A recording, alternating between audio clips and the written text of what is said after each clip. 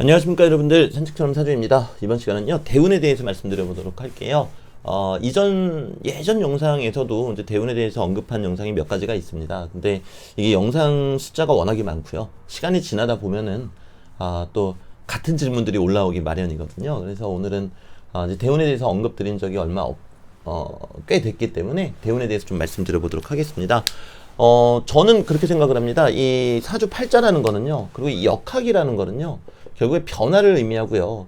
이 변화라는 거는 서로 다른 두 가지 것이 이제 조화를 이루면서 변화를 만들어가게 됩니다. 뭐 음과 양이라고도 논해도 되겠고요. 뭐 화와 수 또는 목과 금이라고 이야기해도 되겠습니다. 서로 다른 두 가지라는 거에는 변함이 없겠죠. 그런 의미에서 사주 원국하고 그리고 이 대운하고 이 둘도 서로 다른 두 가지가 될 것입니다. 그리고 운명이라는 정해져 있는 틀, 그리고 우리 인간의 의지, 이것도 서로 다른 두 가지가 되겠죠. 이 두 가지가 서로 만나면서 이제 만들어지는 것이 변화, 즉 역학이 되겠는데요. 이때 대운을 보는 방식에 있어서 많은 분들이 여러 가지 질문들을 해주세요. 천간이 있고 지지가 있잖아요. 그러면 뭐 위 5년, 밑에 5년, 아니면 뭐 3년, 7년, 아니면 7년, 3년, 뭐 이제 이런 식의 질문들을 주세요.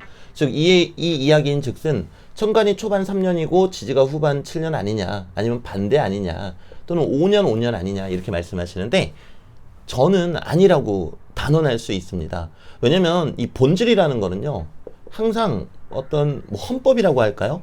가장 기본적인 이론에 어긋나지 않아야 되거든요. 근데 가장 기본적인 이론은 뭔가 하면은 서로 다른 두 가지가 서로 만나면서 변화를 일으킨다는 것이 역학의 기본 원칙입니다. 그렇기 때문에 우리가 천간하고 지지, 그러니까 두 가지죠. 천간 하나, 지지 하나, 서로 다른 두 가지가 이렇게 만나게 되는 거고요. 얘네들은 동시성을 가지고 있습니다. 이 동시성을 가지고 있다라는 거는 하늘이 먼저고, 하늘이 먼저 생기고 땅이 생겼다도 아니고요. 지지가 먼저 생기고 하늘이 생겼다도 아니고요. 이 두 가지가 동시에 나타났다라는 뜻입니다. 단편적으로 본질은 하나니까 우리가 가볍게 생각을 해보셔도요. 우리가 운명의 틀이 있고 그 안에 우리의 의지가 있다라고 판단해서는 안 돼요. 또는 우리의 의지가 있기 때문에 운명이 있는 것이다라고 판단해서도 안 되고요. 그 두 개가 정교하게 맞물리면서 가는 것이 바로 역학의 본질이라는 것입니다. 자, 그럼 답은 나왔죠. 천간하고 지지가 몇 년 이렇게 보실 게 아니라 동시성을 가지고 동시에 우리한테 전달이 되는 운이구나. 자, 그러면 이거를 어떻게 볼 것인가에 대해서 말씀을 드리자면요. 먼저 약간의 설명을 좀 드릴 필요가 있을 것 같아요. 보편적으로 천간은 생극재화로 보고요. 생과 극의 현상으로 보고요. 그리고 지지 같은 경우에는 합이나 형충파해로 보신다는 분들이 대단히 많으세요. 이거는 이제 제 의견은 아니고요. 거의 뭐 대부분의 분들이 이렇게 말씀을 하십니다. 근데 저는 여기에 대해서 의문을 제기합니다. 저는 항상 그 본질적인 것을 중요하게 생각을 하거든요.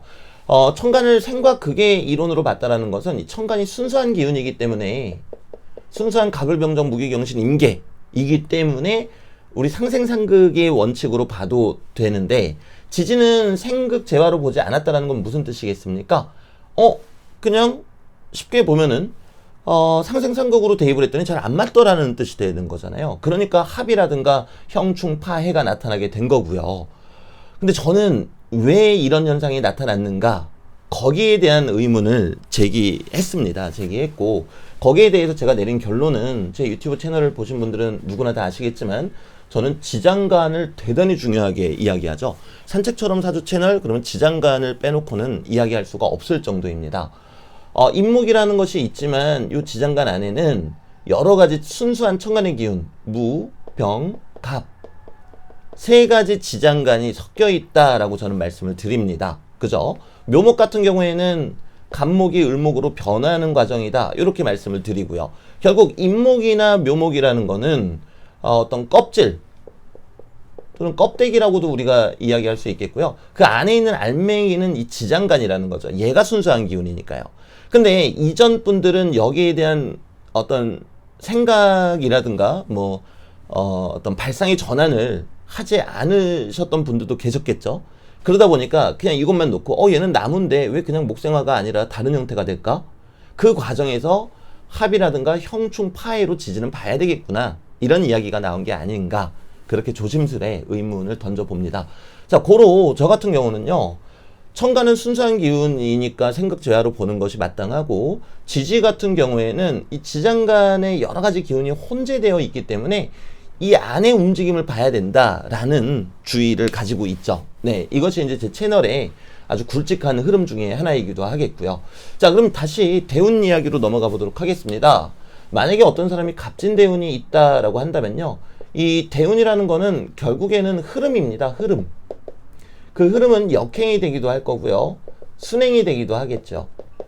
우리가 기본적으로 누가 신유술 대운이다 라고 얘기를 한다면은 가을 대운이다 이렇게 이야기를 하겠죠. 자, 근데 가을 대운이라고 다 똑같은 가을이 아니더란 말입니다.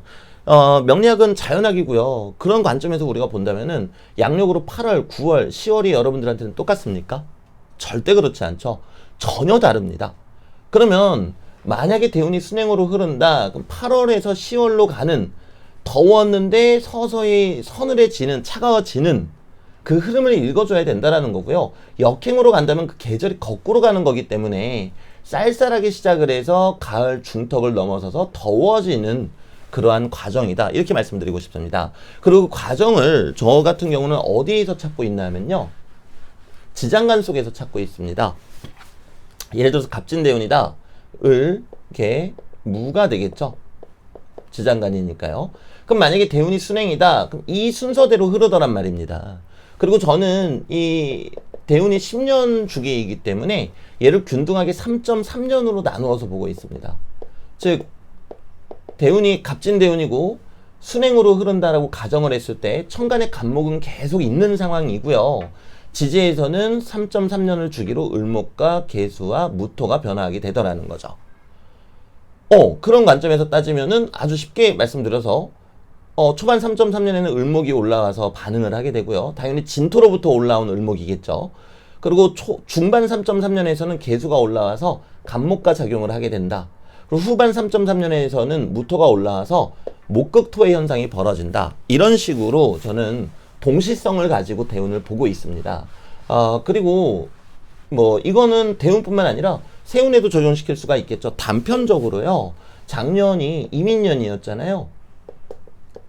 그러면은 4개월씩 1년이 12달이니까 4개월씩 무, 병, 갑이 순차적으로 온다. 그리고 임수는 계속 떠 있다라고 가정을 했을 때 중반부, 작년 중반부 4개월 동안에는 병임충이 일어났구나. 그럼 음과 양이 부딪혔구나. 이렇게 판단을 한다라는 거죠. 때문에 저는 대운을 볼 때요. 뭐 천간이 몇 년, 지지가 몇 년, 그리고 천간은 생극재와 지지는 형충파해 이렇게 보고 있지 않고요. 지장간의 움직임을 세밀하게 분석해서 이 명식에 대입을 하면 어떻게 흘러갈까? 이 부분을 중점적으로 두고 판단하게 됩니다. 그리고 아까 잠깐 지나가듯이 말씀을 드렸는데요. 뭐 신유술 대운이더라도 그리고 역행인 경우에는 그걸 말씀 안 드렸네요. 신정무가 있잖아요. 역행이다? 그러면 후반으로 이렇게 올라간다고 보시면 돼요. 왜? 계절이 거꾸로 가잖아요. 그러니까 지장간도 당연히 거꾸로 가야 되겠죠. 우리가 수월의 이 신금 구간, 뭐 10월 한 10일에서 20일 사이에 가을 기온이 더 강해졌거든요. 날씨 변화와 똑같이 반응을 합니다. 그리고 수월에 한 수월 20일 넘어서부터는 정화가 들어오니까 우리 요 얼마 전에 기억하실까 모르겠어요. 막 비 오고 이러기 전에는 되게 막 뜨겁고 막 그랬을 때가 있었어요. 실제로 이 흐름대로 날씨도 변화를 하거든요. 그럼 대운이 역행이라고 한다면은 지장간의 흐름도 거꾸로 흐른다. 라고 보는 것이 맞겠죠. 그럼 유대운이다. 왕지대운이니까 지장간 안에 글자가 2개밖에 없잖아요. 그럼 5년씩 잘라서 보면 된다라는 거예요. 역행이라고 가정을 했을 때 신금이 초반 5년을 득세할 것이고 경금이 후반 5년 동안 세력을 발휘하게 될 것이다. 이렇게 저는 보고 있다라는 거죠. 물론 이 대운을 보는 관점은 명리가 분들마다 많이 다르실 거예요. 근데 제가 왜 지장간을 중요시 여기는지에 대해서 아까 초반에 살짝 가볍게 말씀을 드렸고요. 그리고 이제 두 번째는 그런 거로 저는 대운을 이런 방식으로 읽어간다라고 말씀을 드리는 것입니다. 그리고 마지막으로 이제 드리고 싶은 말씀은 아까 전에도 잠깐 언급드렸지만 신유술이라고 같은 가을이 아닙니다. 신월은요, 여러분들 양력 8월이에요. 더워요. 네. 6월부터 가을 기운이 강해집니다. 6월 중반부 지나가게 되면요. 한 9월 20 며칠 지나가면요. 그리고 술월은 가을이 끝나려고 하다 보니까 가을 기운이 죽지 않으려고 발버둥을 치고요. 그리고 중간에 정화의 기운, 햇볕이 뜨거워졌다가 그리고 나서 겨울 기운이 들어오기 시작합니다.